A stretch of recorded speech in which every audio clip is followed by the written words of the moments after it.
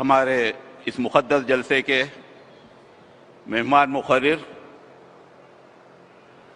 مولانا مفتی نظام الدین صاحب، محتمم جامعہ اشرفیہ مبارک پر U P سے ادمن التماس ہے اس مقدس جلسے کو مخاطب کرنے کی سعادت حاصل کریں۔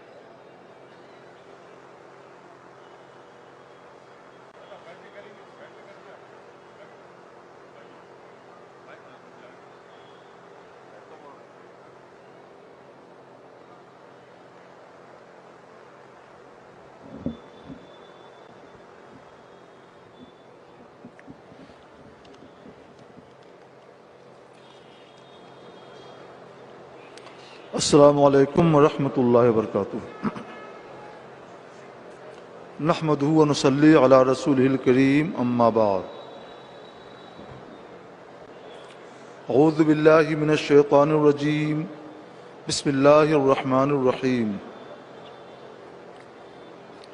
تلک الرسل فضلنا بعضهم علی بعض، منہم من کلم اللہ ورفع بعضهم درجات۔ صدق اللہ و صدق رسول اللہ۔ آئیے ہم اور آپ حضور سید عالم تاجدار بنی آدم و آدم جناب احمد مجتبیٰ محمد مصطفیٰ صلی اللہ علیہ وسلم کی بارگاہ بےکس پناہ میں بلند آواز سے درود پاک کا ہدیہ پیش کریں۔ اللہم صلی علی سیدنا مولانا محمد معدل الجود والکرم وآلہ و صحابی وبارک وسلم۔ میں سب سے پہلے مبارکباد دیتا ہوں محترم اویسی صاحب اور ان کے اعوان و انصار کو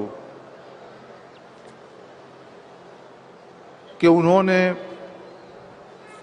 جشن رحمت للعالمین کی یہ عظیم مجلس منعقد کی۔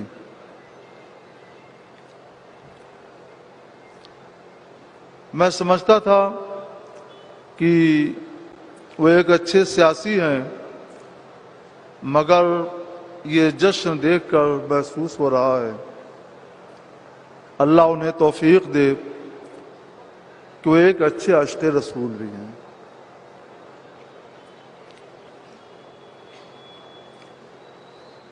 ہماری گفتگو کا عنوان ہوگا مخلوط معاشرے میں اسلام کا سماجی نظام، مگر پہلے کچھ ذکر رسول بھی ہونا چاہیے۔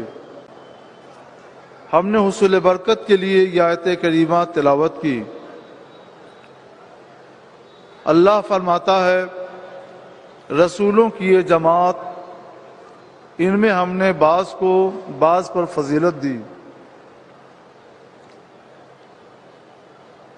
ان میں بعض سے اللہ نے کلام فرمایا، اور بعض رسول وہ ہیں جن کو اللہ نے بدرجہ بلندیاں عطا فرمائیں۔ جس رسول سے کلام فرمایا وہ حضرت سیدنا موسیٰ علی نبینا وعلیہ الصلوۃ والسلام ہیں، اور جس نبی کو تمام رسولوں میں درجوں بلندیاں عطا فرمائی وہ قائد عالم جناب محمد رسول اللہ صلی اللہ علیہ وسلم ہے۔ مخلوقات میں سب سے افضل اولیاء اللہ سے افضل صحابہ کرام سے افضل انبیاء و مرسلین، اور تمام نبیوں میں سب سے افضل رسول گرامی وقار جناب محمد رسول اللہ صلی اللہ علیہ وسلم۔ سب سے اعلیٰ و اولا ہمارا نبی، سب سے بالا و والا ہمارا نبی۔ خلق سے اولیاء سے رسول، اور رسولوں سے اعلیٰ ہمارا نبی۔ بجھ گئیں جس کے آگے سبھی مشعلیں، بجھ گئیں جس کے آگے سبھی مشعلیں شمع وہ لے کے آیا ہمارا نبی۔ حضور سید عالم صلی اللہ علیہ وسلم کو اللہ تعالیٰ نے بہت طرح سے اور بے بہا اور بے شمار فضیلتیں عطا فرمائی ہیں۔ ان میں خاص فضیلت یہ بھی ہے، بخاری شریف کی حدیث میں ہے، کان النبی یبعث الی قومہ خاصہ، پہلے جو نبی آئے وہ خاص اپنی اپنی قوم کی طرف اور اپنے اپنے قوم کی زبان میں مبعوث کیے جاتے تھے۔ یہی وجہ ہے کہ ایک ایک وقت میں 70 انبیاء ہوئے، مگر حضور سید عالم صلی اللہ علیہ وسلم فرماتے ہیں وہ بعثت الی الخلق کافہ، اور مجھے ساری کائنات عالم کا رسول بنا کر بھیجا گیا۔ ساری کائنات عالم میں ایک طبقہ یہ کہتا ہے کہ اس سے مراد جن و انس ہیں، کیونکہ رسول اللہ کی رسالت کا فائدہ ان کو ملتا ہے، مگر حق یہ ہے کہ جب رسول مجتبی صلی اللہ علیہ وسلم نے فرما دیا کہ میں ساری کائنات خلقت کا رسول بنا کر بھیجا گیا، تو اس کو حقیقی معنی پر محمول کیا جائے، واقعی ہمارے رسول ساری کائنات عالم کے رسول ہیں۔ ساری کائنات عالم میں جن بھی ہیں، انس بھی ہیں، فرشتے بھی ہیں، 18,000 مخلوقات ہیں۔ سوال یہ پیدا ہوتا ہے کہ جو صاحب عقل ہیں، جن اور انس، ان کا رسول ہونا تو سمجھ میں آتا ہے، مگر حضور صلی اللہ علیہ وسلم شجر کے بھی رسول ہیں، حجر کے بھی رسول ہیں، زمین کے بھی رسول ہیں، آسمان کے بھی رسول ہیں، چاند کے بھی رسول ہیں، تاروں کے بھی رسول ہیں، سورج کے بھی رسول ہیں، اس کا کیا مطلب؟ تو مجھے بات سمجھ میں آئی، رسالت دو طرح کی ہے، رسالت تبلیغی اور رسالت تشریفی۔ جن و انس کی طرف رسول مجتبی صلی اللہ علیہ وسلم کی رسالت تبلیغی ہے، اللہ کا حکام پہنچانے کے لیے اور اللہ کے حکام کا ان کو مکلف اور مامور بنانے کے لیے ہے، مگر دوسری کائنات عالم جو تقریباً 18,000 مخلوقات ہیں، ان کی طرف رسول اللہ کی رسالت تبلیغی نہیں ہے، تکلیفی نہیں ہے، بلکہ یہ رسالت تشریفی ہے۔ یہ شرف دینے کے لیے ہے کہ یہ ساری چیزیں، شجر و حجر، شمس و قمر اور ساری چیزیں یہ رسول گرامی وقار صلی اللہ علیہ وسلم کی امت میں ہیں، اس کا شرف ان کو مل جائے۔ یہ شرف بخشنے کے لیے اللہ تبارک و تعالیٰ نے رسول اللہ کو سب کا رسول بنا دیا۔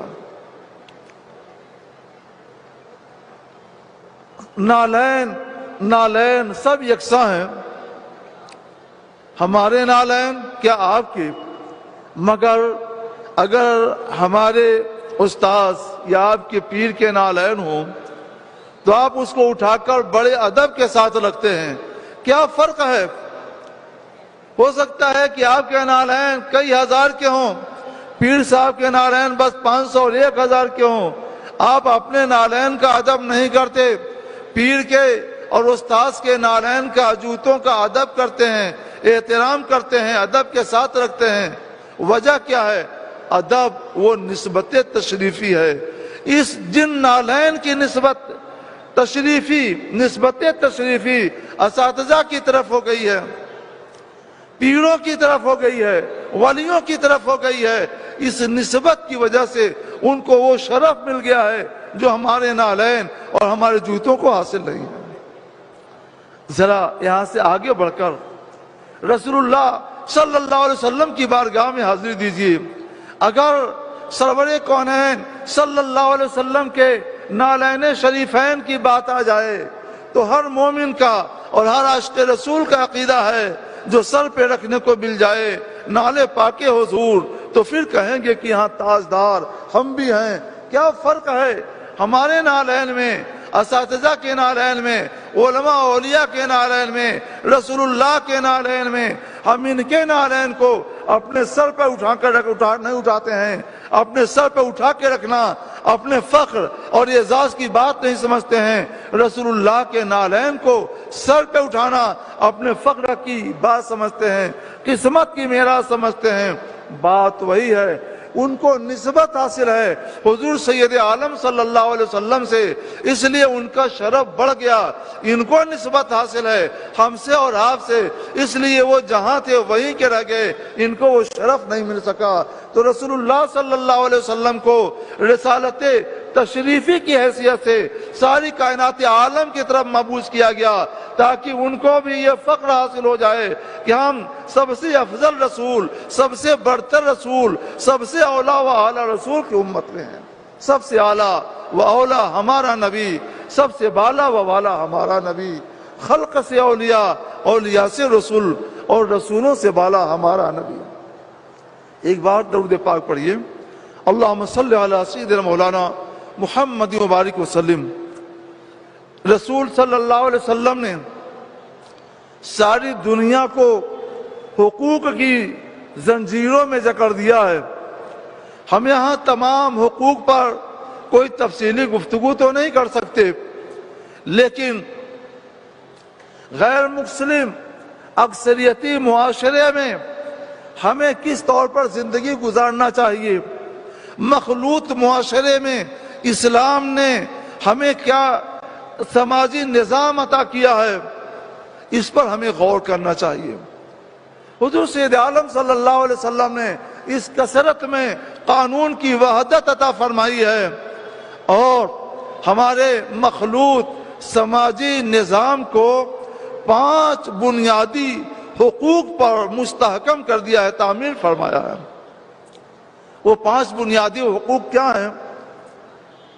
دین اور مذہب کا تحفظ، جان کا تحفظ، مال کا تحفظ، عقل کا تحفظ، نسب کا تحفظ۔ یہ 5 ایسے حقوق ہیں، یہ 5 ایسے سماجی حقوق ہیں جو ساری انسانی برادری پر عائد ہوتے ہیں، اور سب پر لازم ہوتا ہے کہ ہر ایک سب کی جان کی حفاظت کرے، سب کے دین و مذہب کی حفاظت کرے، سب کے مال کی، عقل کی اور نسب کی حفاظت کرے، اور دنیا کا کوئی بھی فرد بشر کسی بھی فرد بشر کے دین میں کوئی چھیڑ چھاڑ نہ کرے، اس کی عقل سے چھیڑ چھاڑ نہ کرے، اس کے نسب سے، اس کے مال سے اور اس کی جان سے کوئی چھیڑ چھاڑ نہ کرے۔ یہ پیغام دیا ہے دراصل حضور رحمت عالم صلی اللہ علیہ وسلم نے، حقوق کی یہ تعلیم عطا کی ہے مصطفیٰ جان رحمت صلی اللہ علیہ وسلم نے۔ پھر دنیا نے سرکار مدینہ صلی اللہ علیہ وسلم سے سیکھ کر، وہیں سے اخذ فیض کر کے اپنے اپنے دستوروں میں، حکومتوں نے اپنے اپنے دساتیر میں ان کو جگہ دی ہے، اور آج انہی دستوروں کی بنیاد پر دنیا میں اگر نظام امن پایا جاتا ہے، دنیا میں امن پایا جاتا ہے، آشتی پائی جاتی ہے، سکون و قرار پایا جاتا ہے، یہ سماجی طور پر، تو یہ انہی اصولوں کی بنیاد ہے، انہی حقوق کی دین ہے جو مصطفیٰ جان رحمت صلی اللہ علیہ وسلم نے دیا ہے۔ سرکار کی آمد سے پہلے دنیا ان حقوق سے نہ آشنا تھی، انہیں آشنا کیا ہے دنیا کو حضور رحمت عالم صلی اللہ علیہ وسلم نے۔ یہ دنیا حضور کی آنے سے پہلے جہنم بنی ہوئی تھی، اسے جنت بنایا ہے حقوق کی نعمت عطا کر کے مصطفیٰ جان رحمت صلی اللہ تعالی علیہ وسلم نے۔ سچ ہے یا رسول اللہ، تیرے آنے سے پہلے کب تھی ایسی بات دنیا میں، بہار آئی نہیں لائی گئی معلوم ہوتی ہے۔ یہ 5 حقوق کیا ہیں؟ مختصراً تشریح کروں۔ پہلی چیز ہے دین اور مذہب کی حفاظت۔ اس بارے میں بڑی غلط فہمیاں ہیں، مگر اسلام نے سب کو دین اور مذہب کا تحفظ ادا کیا ہے۔ قرآن نے محمد الرسول اللہ صلی اللہ علیہ وسلم کی زبان پر اپنے دور آغاز میں ہی یہ اعلان کر دیا تھا، لکم دینکم ولی دین، تمہارے لیے تمہارا دین ہے اور میرے لیے میرا دین ہے۔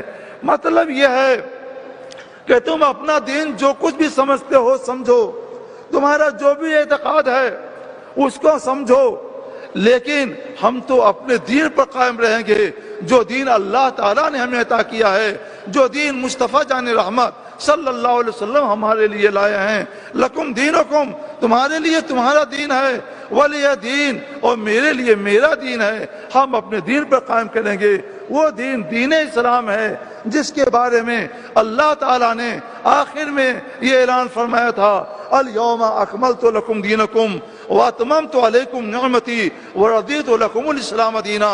اے محبوب، آج میں نے تمہارے لیے تمہارا دین مکمل کر دیا اور تمہارے اوپر اپنی نعمت تمام کر دی اور تمہارے لیے دین اسلام کو پسند کر دیا۔ دین اسلام اللہ کا دیا ہوا دین ہے، پسندیدہ دین ہے، ہم اس پر قائم رہیں گے مگر دوسرے کے مذہب سے چھیڑ چھاڑ نہیں کریں گے۔ لکم دینکم ولی دین۔ اسلام نے اپنے دور آغاز میں یہ بھی اعلان کر دیا تھا، لا اکراہ فی الدین قد تبین الرشد من الغی۔ دین میں کوئی جبر اور دباؤ نہیں، کسی کو مجبور نہیں کیا جائے گا۔ ہاں، ہدایت کی راہ گمراہی سے واضح ہو چکی ہے۔ مطلب یہ ہے کہ ہدایت کی راہ کو بھی بتا دیا گیا ہے اور گمراہی کی راہ کو بھی بتا دیا گیا ہے۔ مارکیٹ میں بازار آپ جاتے ہیں تو وہاں ہر طرح کا سامان ملتا ہے، اچھا بھی اور خراب بھی۔ اللہ نے عقل دے دی ہے کہ اپنی عقل کے ذریعے فیصلہ کرو کہ تمہیں یہ اچھا والا لینا چاہیے یا خراب والا لینا چاہیے۔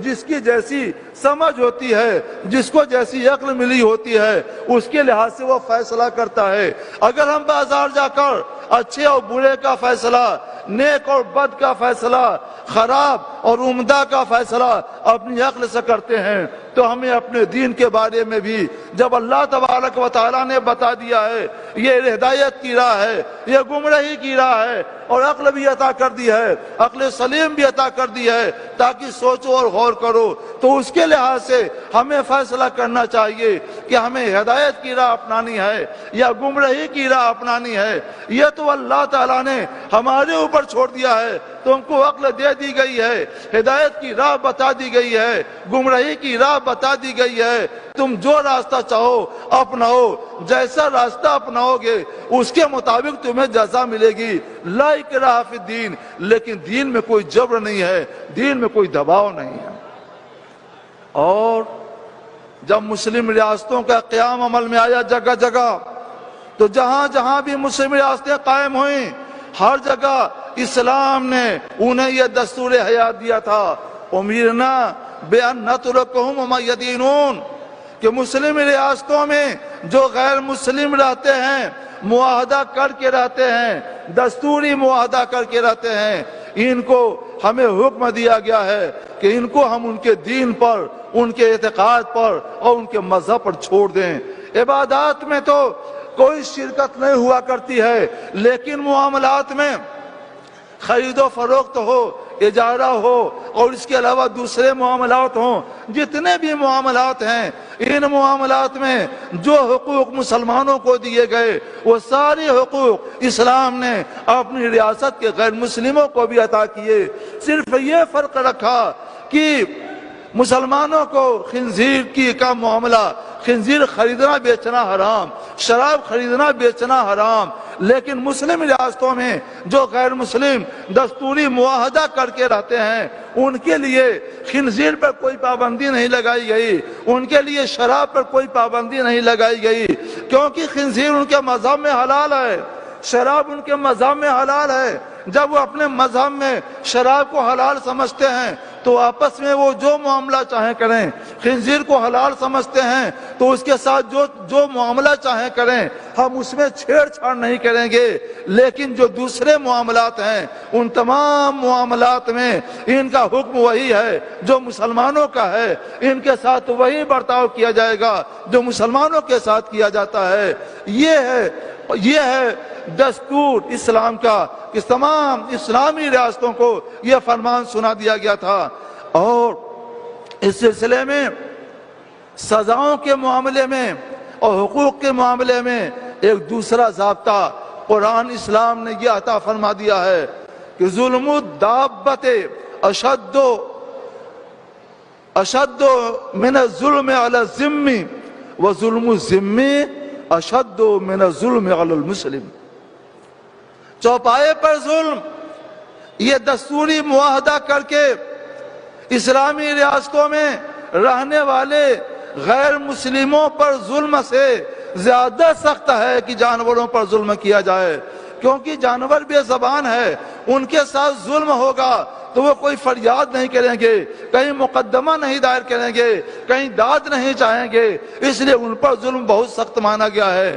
اس کے برخلاف ذمی جو دستوری معاہدہ کیے ہوئے ہیں، ان کے پاس زبان ہے، ان کے پاس عقل ہے، یہ عدالتوں میں جا کر، کورٹ و کچہریوں میں جا کر اپنا مقدمہ پیش کر سکتے ہیں، اپنا انصاف لے سکتے ہیں. دوسرا ضابطہ اسی کے ساتھ یہ فرمایا گیا وَظُلْمُ الذِّمِّ أَشَدُّ مِنَ الظُّلْمِ عَلَى الْمُسْلِمِ، اور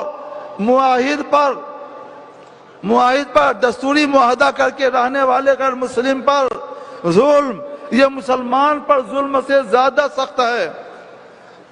کہ ایک مسلمان پر اگر ظلم ہوتا ہے تو اپنی کثرت کی وجہ سے اس کا دفاع کر سکتے ہیں، مگر یہ اپنے اقلیت میں ہونے کی وجہ سے مظلوم ہو کر رہ جائیں گے.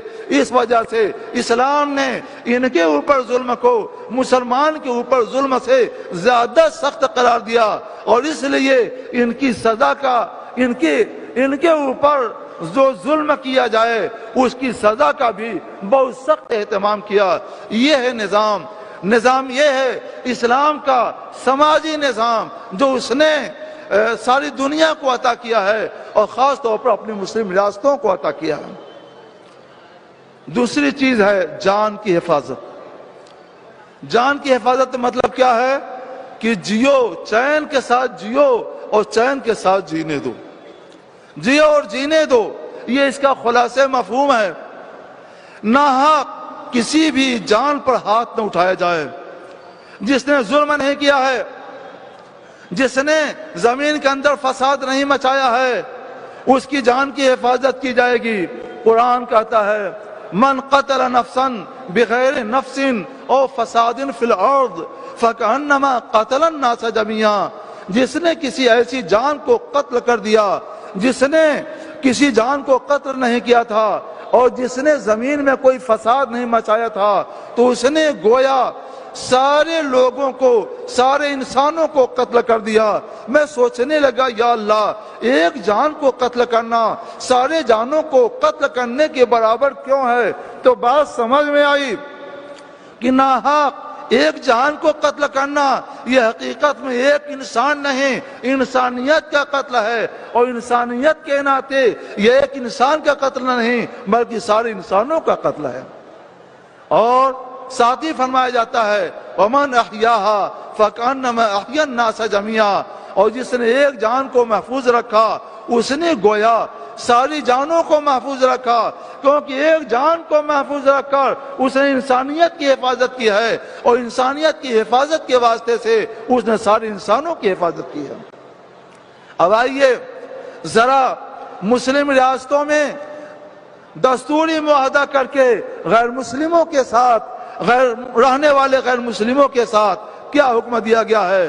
تو اسلام کا ضابطہ ہے، ہدایہ جیسی عظیم کتابوں میں یہ ضابطہ موجود ہے.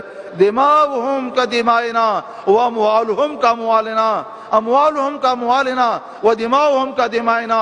ان کا مال ہمارے مال کی طرح سے ہے اور ان کا خون ہمارے خون کی طرح سے ہے. اگر کوئی ان کا مال دبائے گا تو اس کو وہی سزا دی جائے گی جو مسلمان کا مال دبانے والے کو سزا دی جاتی ہے. کوئی ان کی جان پر حملہ کرے گا، چھیڑ چھاڑ کرے گا، تو اس کو وہی سزا دی جائے گی جو مسلمان کی جان کے ساتھ چھیڑ چھاڑ کرنے والے اور اس پر حملہ کرنے والے کو سزا دی جاتی ہے.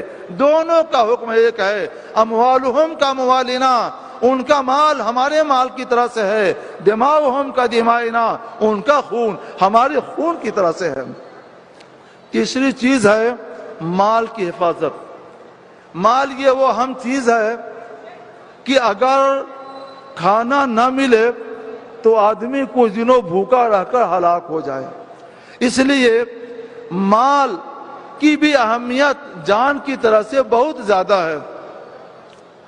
مال کسی لیے؟ مال کی حفاظت کے لیے اسلام نے بار بار اور شدت کے ساتھ تاکید فرمائی ہے، یہاں تک کہ ایک موقع سے حضور سید عالم صلی اللہ علیہ وسلم نے ارشاد فرمایا، من قتل دون مالہ فہو شہید، جو اپنے مال کی حفاظت کے لیے قتل کر دیا جائے وہ شہید ہے، وہ مقتول نہیں ہے، وہ شہید ہے، اس کو شہید کا درجہ ملے گا اور قیامت کے دن اس کو شہید کا رتبہ عطا کر دیا جائے گا، کیونکہ مال کی حفاظت یہ گویا جان کی ہی حفاظت ہے۔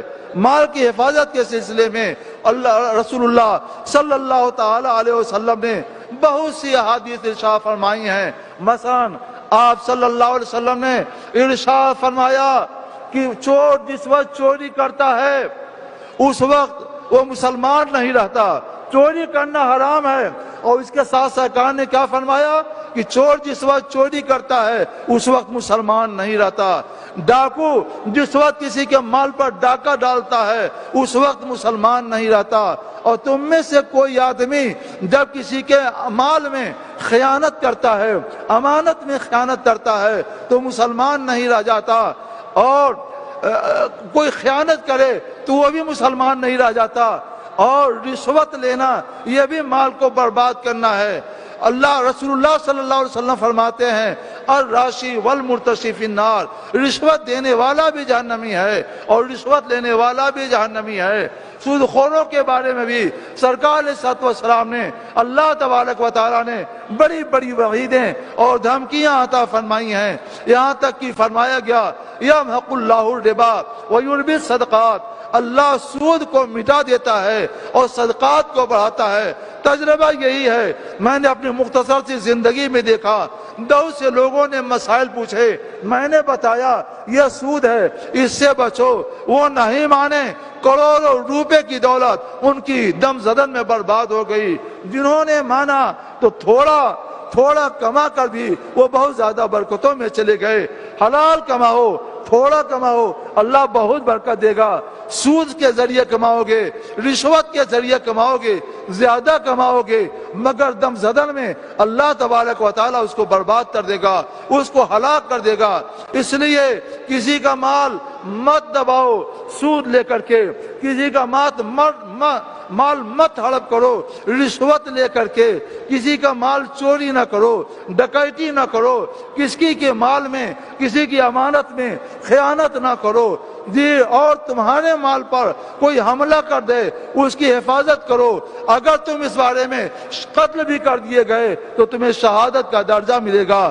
یہ ہے مقام اس مال کی حفاظت کا۔ اور میں نے بتایا کہ جو غیر مسلم ریاستوں میں دستوری معاہدہ کر کے رہتے ہیں ان کے بارے میں سرکار علیہ الصلوۃ والسلام نے فرما دیا، ہماری شریعت اسلامیہ نے فرما دیا اموالہم کا اموالنا، ان کا مال ہمارے مال کی طرح سے ہے۔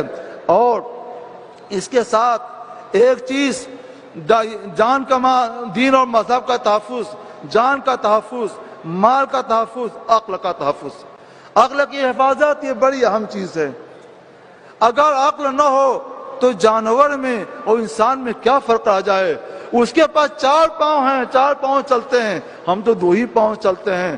بس یہ ہے کہ وہ بھی عقل ہے، ہم عقل والے ہیں۔ شراب پی کر اگر کوئی اپنے کو مدہوش کر لے اور عقل سے بیگانہ ہو جائے تو پھر اس میں اور جانور میں کوئی فرق نہیں رہ جاتا ہے۔ یہی وجہ ہے کہ اسلام نے شراب نوشی کو سختی کے ساتھ حرام قرار دیا اور اس کے اوپر پابندی لگائی، اور جو چیزیں بھی عقل کو برباد کر دیتی ہیں، عقل کو خراب کرتی ہیں، ان چیزوں پر بھی اسلام نے پابندی لگائی۔ ایک حدیث پاک میں ہے کہ ایک فاحشہ، ایک پرانے زمانے کا واقعہ ہے کہ ایک عابد پر فریفتہ ہو گئی، ایک ہیلے سے ان کو بلا لیا، نیک آدمی چلے آئے، دروازہ بند کر دیا، کہا کہ میرا کوئی ضرورت کام نہیں ہے، میں آپ کے ساتھ بدی ملوث ہونا چاہتا ہوں۔ انہوں نے انکار کر دیا۔ اس نے کہا یہ بچہ بے گناہ، اس کو قتل کر دیجئے، انکار کر دیا۔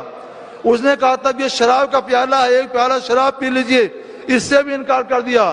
تب وہ بولی تینوں میں سے ایک کرنا پڑے گا، اگر آپ نے نہیں کیا تو ہم شور مچائیں گے اور پورے شہر میں آپ کو بدنام کر دیں گے۔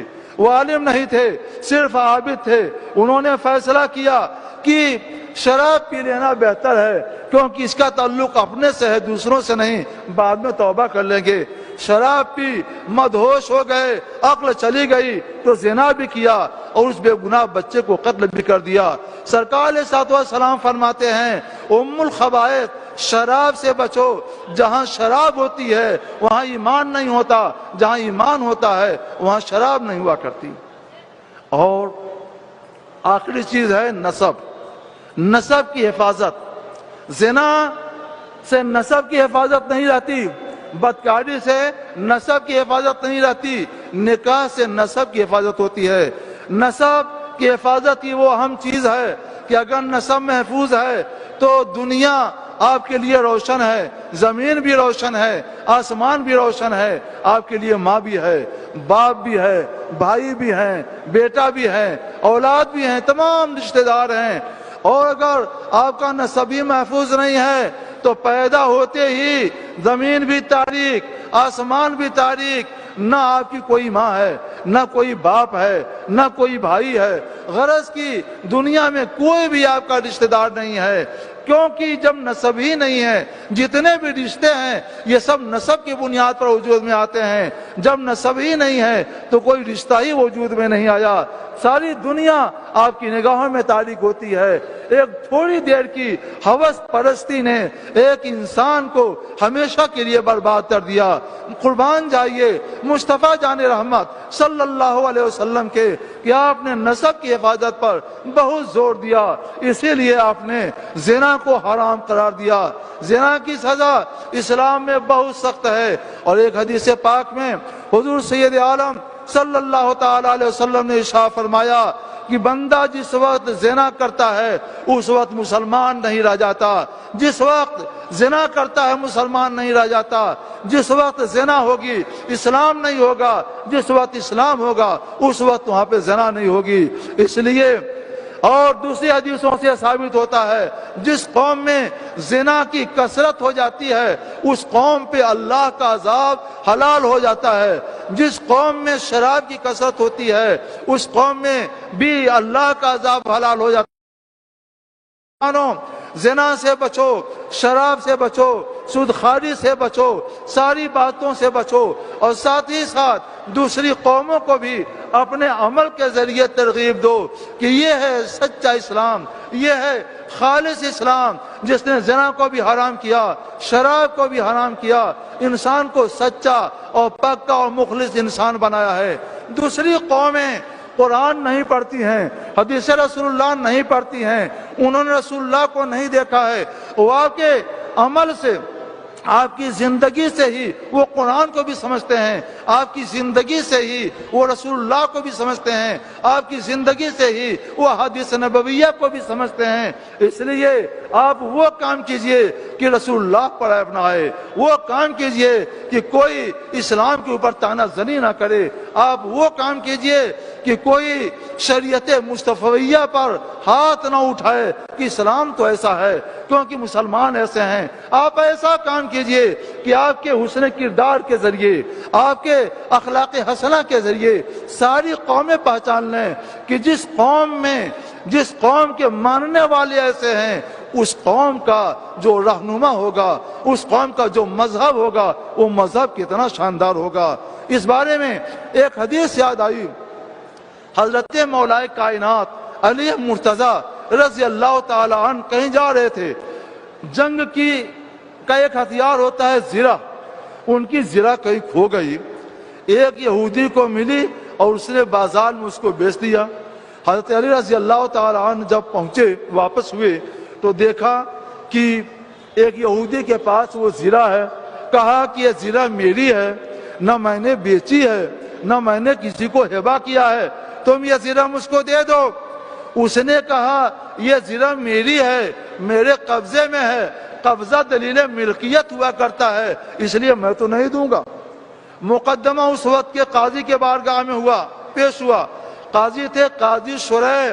قاضی شریح یہ وہ تھے جن کو جج چیف جسٹس بنایا تھا خود حضرت مولا کائنات علی مرتضیٰ رضی اللہ تعالیٰ عنہ نے۔ حضرت علی مرتضی رضی اللہ تعالیٰ عنہ یہ خلیفۃ المسلمین تھے، خلیفۃ رسول اللہ تھے۔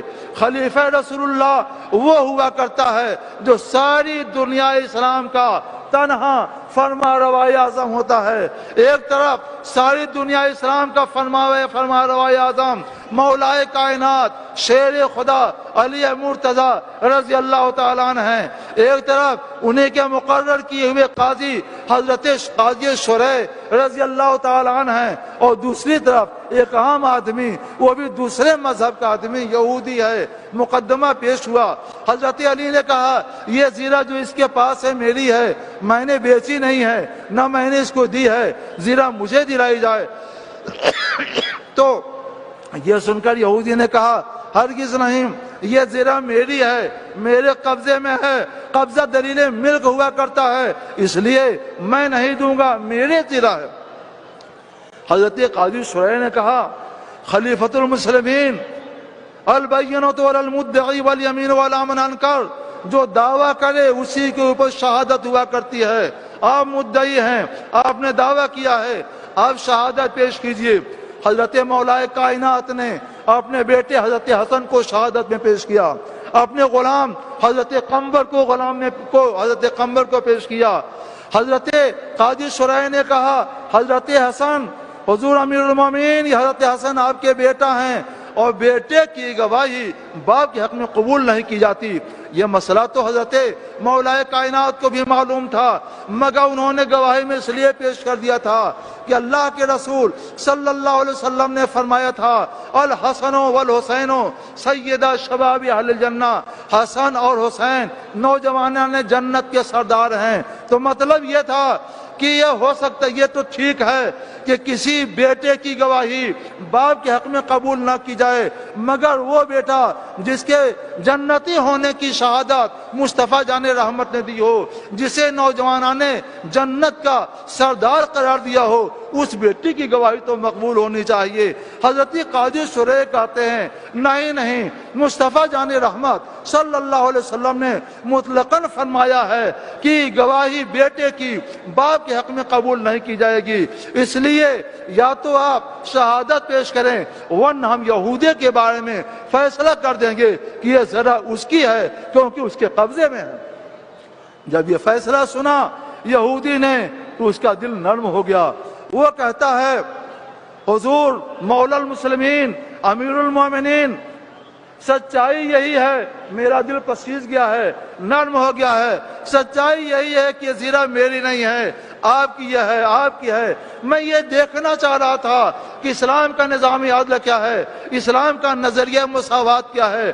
اسلام کے نظام عدل اور نظریہ مساوات نے میرے دل کو اتنا نرم کر دیا ہے کہ میرا دل یہ تسلیم کرنے کے لیے مجبور ہو گیا ہے کہ واقعی دنیا میں اگر کوئی مذہب سچا مذہب ہے تو مذہب اسلام ہے۔ اس لیے میں سچے دل سے پڑھتا ہوں اشہد ان لا الہ الا اللہ واشہد ان محمد رسول اللہ۔ یہ کردار تھا تو غیر مسلم بھی مسلم ہوا کرتے تھے، آپ بھی وہ کردار پیش کیجئے تو انشاءاللہ اگر وہ مسلم نہیں ہوں گے تو ان کے جذبات آپ کے لیے نرم تو ہو جائیں گے۔ جو بھی دیکھے محمد کا شہدہ کہے، جو بھی دیکھے محمد کا شہدہ کہے، اپنا کردار ایسا بنا لیجئے۔ وآخر دعوانا الحمدللہ رب العالمین۔ السلام علیکم۔